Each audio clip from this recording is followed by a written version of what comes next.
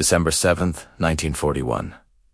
A date which will live in infamy. But what truly led to that fateful Sunday morning in Hawaii? Let's rewind the clock and uncover the complex story behind the attack on Pearl Harbor. A story of ambition, tension, and a world teetering on the brink of total war. How a story begins, not in the 1940s, but decades earlier, with Japan's rapid rise as a major power in Asia. Since the late 19th century, Japan had been industrializing and expanding its influence, modeling itself after Western imperial powers. Victories in the First Sino-Japanese War and the Russo-Japanese War cemented its status as a formidable military force. But Japan, an island nation with limited natural resources, felt constrained. To fuel its industrial and military machine, it needed oil, rubber, and metals, resources primarily found in Southeast Asia. By the 1930s, a powerful militaristic faction had gained control of the Japanese government. Their vision was the greater East Asia co-prosperity sphere,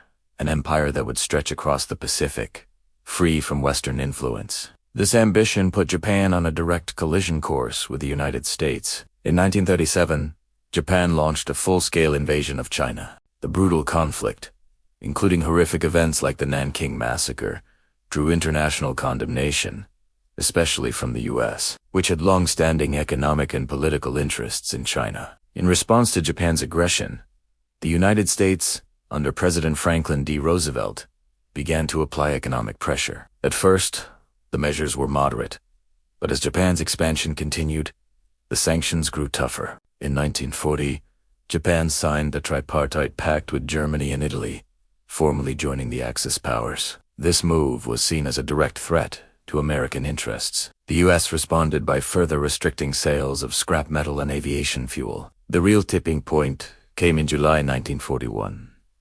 After Japan occupied French Indochina, securing strategic air and naval bases, President Roosevelt took his most drastic step yet. He froze all Japanese assets in the United States and, crucially, enacted a complete oil embargo. This was a devastating blow. Japan relied on the U.S. for over 80% of its oil. Without it, the Japanese military would grind to a halt within a year or two. The leaders in Tokyo were faced with a stark choice: either abandon their imperial ambitions and withdraw from China, or go to war to seize the oil-rich territories of the Dutch East Indies. For months, diplomatic negotiations continued between Washington and Tokyo, but they were essentially at a stalemate. The U.S. demanded Japan's complete withdrawal from China. The Japanese military, however, refused to give up the gains they had fought for over years. To them, withdrawal was not just a strategic retreat but a national humiliation. As diplomacy faltered, the Japanese military secretly finalized a daring and high-risk plan. The architect of this plan was Admiral Isoroku Yamamoto, the commander of Japan's combined fleet. Yamamoto, who had studied at Harvard and served as a naval attaché in Washington, knew America's industrial might well. He understood that a long war against the U.S. was unwinnable. His strategy, therefore, was not to conquer the United States, but to deliver a single, devastating knockout blow that would cripple the U.S. Pacific Fleet. He believed this would shatter American morale and buy Japan the time it needed, perhaps a year or two, to consolidate its new empire in Southeast Asia before the U.S. could recover and fight back. After that, he hoped a demoralized America would be willing to negotiate a peace that left Japan's new order intact. The target was the heart of American naval power in the Pacific, the naval base at Pearl Harbor on the island of Oahu, Hawaii. It was a massive gamble.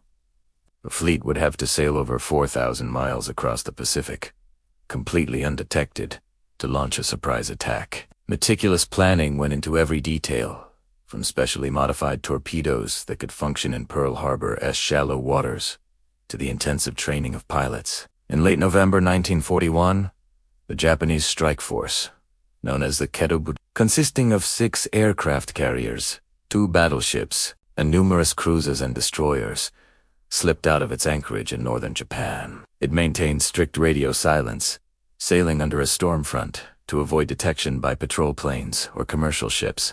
Back in Washington, intelligence analysts had broken Japanese diplomatic codes and knew an attack was imminent, but they didn't know where or when. The prevailing belief was that the Philippines, or British Malaya, were the most likely targets. Pearl Harbor was considered too distant, too well defended. And so, we arrive at that quiet Sunday morning. Just before 8 a.m., the first wave of 183 Japanese planes torpedo bombers, dive bombers, and fighters appeared in the skies over Oahu.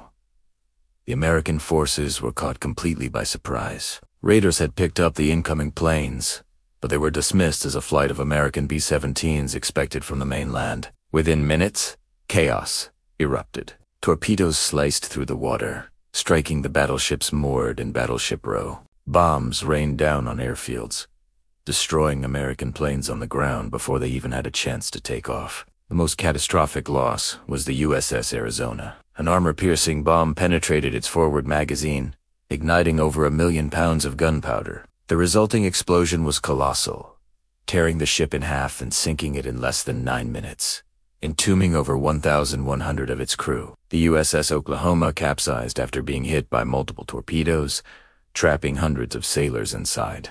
In less than 2 hours, the attack was over. The devastation was immense. 21 American ships were sunk or damaged.